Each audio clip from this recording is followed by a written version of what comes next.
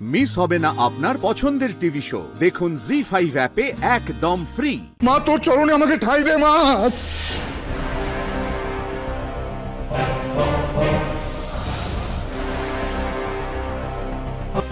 বাবা এসব কি হচ্ছে?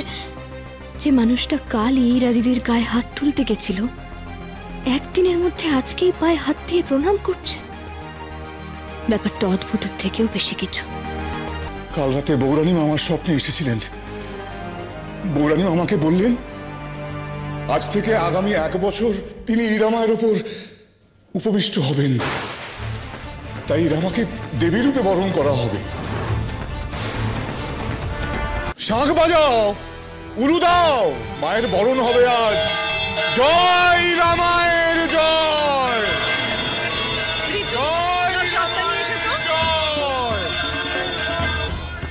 সাধনদা আমাকে যা বলেছিল সেই অনুযায়ী বৌরানী পুরুষদের উপরেই ভর করেন। এখন শুধু পুরুষোত্তম সিংহের উপর ভর করেন। তাহলে কি এখন থেকে নারীদের উপরেও ভর করবেন?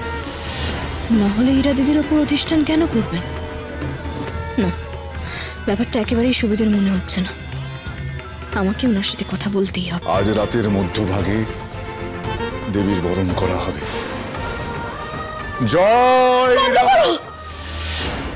বন্ধ করো এসব। আমি কোনো দেবী নয়, আমি সাধারণ মানুষ।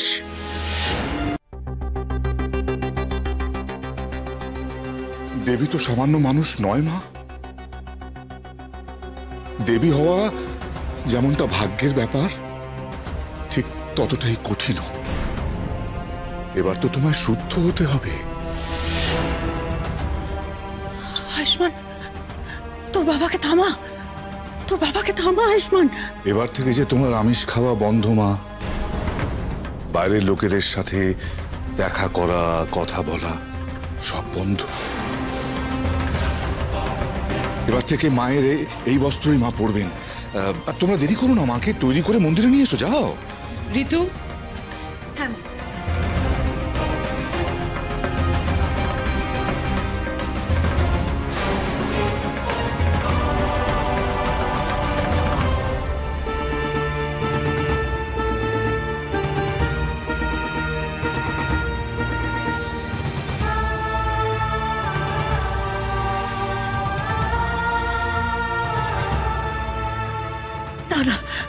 এ হতে পারে না, এ হতে পারে না।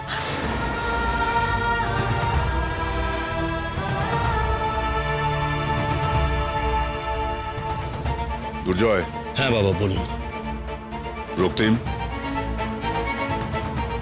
যাও গোটা নবগ্রামে এবং আশেপাশের জায়গায় ঢেড়া পিটিয়ে সবাইকে জানিয়ে দাও যে আমি ঠাকুর পুরুষোত্তম সিংহ সবাইকে ডেকে পাঠিয়েছি। তাদেরকে এও বলবে বৌরানীর আমাকে স্বপ্নে আদেশ দেওয়ার কথা। আজ সন্ধেবেলা আমি যেন মন্দির চত্বরে ভক্ত সমাগম দেখতে পাই। তার মানে এটাই ওনার আসল উদ্দেশ্য। এই সব হয়েছে আমার জন্য। আমাকে বাঁচানোর জন্য ইরা দিদিকে শাস্তি পেতে হচ্ছে। না, আমি এটা কখনোই হতে দেব না। আমাকে এটার প্রতিবাদ করতেই হবে, করতেই হবে। জি5 ডাউনলোড করুন আর সব এপিসোড দেখুন একদম ফ্রি।